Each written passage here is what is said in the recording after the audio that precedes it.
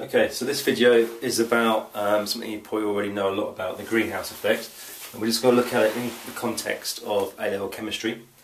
So, things that you need to know about the greenhouse effect that you won't already know possibly is that the reason the atmosphere warms up is because these bonds absorb infrared radiation.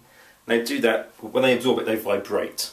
Okay, very much like the IR machine that you use to analyse different types of bonds. This is happening in our atmosphere. So we've got a C double bond O, an OH bond, a CH bond. All these bonds can absorb infrared radiation, and that stops that radiation escaping the atmosphere.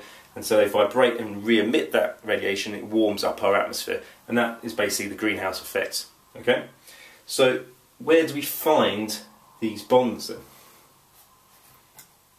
Well, they're found in these three gases: H2O, CO2, CH4, water, carbon dioxide, methane. These are in our atmosphere, and so these are known as greenhouse gases. Now, this whole idea of greenhouse gases, or the greenhouse effect, is a natural thing that we need to happen. Otherwise, our planet would be too cold, and we wouldn't be able to sustain temperatures that we need for life. Okay. These three gases don't all affect the greenhouse effect the same amount. Okay, there's two factors to think about. One is the ability to absorb infrared radiation. Now, one of the ones that is best at absorbing, infrared radiation is actually methane.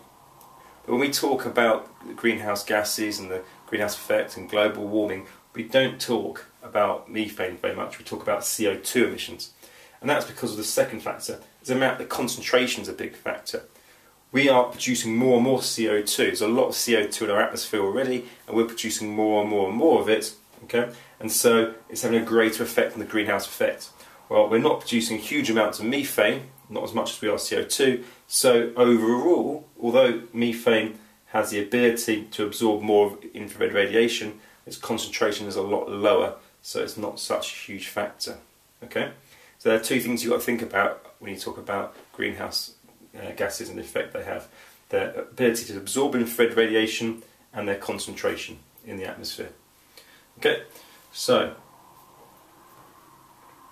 why do we care about the greenhouse effect? Well, it's all to do with global warming, and global warming is leading to rising sea levels, and that in turn is leading to extreme weather patterns. Okay, it's quite complicated, the different weather patterns you get in global warming. But it's basically shifting a lot of factors, a lot of jet streams, a lot of ocean currents, all these type of things all put together. It's very hard to predict how it affects our weather, but we have seen effects already. Okay, so it's important to control global warming. It's important to control greenhouse gases and how much they're being put out into our atmosphere. So what do chemists do about it? Okay, well, first thing they've got to do is provide evidence to governments that it's taking place. Okay, they've got to show that emissions of CO2 are going up and that this has affected the global temperatures. Okay, so as chemists, we provide information to governments that this is actually occurring. Then we've also got to show what progress any initiatives are having. So any agreements, the Kyoto Protocol, that's when countries agree to certain levels of emissions of CO2, and chemists have to prove whether or not they're actually keeping to that. Okay, or are they breaking those treaties, those protocols, and producing more CO2? If they claim that they're keeping within the limits, how can we be assured that that's true? Okay, somebody's got to check these emissions, and that's done by chemists. Okay, and importantly as well, they're looking to solutions. Okay, chemists are looking at what can we do about these CO2 emissions? Is there any way we can capture the carbon dioxide once it's been produced? Okay, so a big area of work is carbon capture and storage, often shortened to CCS. Now, sometimes that's a bit misleading because we're not actually capturing carbon as in soot, we're capturing carbon dioxide. Okay, so it's called carbon capture, but it's actually the carbon dioxide which we're capturing. And it's from a lot of processes like combustion, it's a waste material waste product we don't want to release in the atmosphere. So how can we capture it? One way is to condense it into a liquid and inject it deep into the oceans. Okay, so injected deep into the oceans and stored there. Another way is that we can store it in geological formations. Okay, so a geological formation, deep caverns, very deep caves. So these geological formations, some of them are huge, and particularly in places like Norway, they've been storing carbon dioxide into these sort of caverns, these geological formations, for a long time.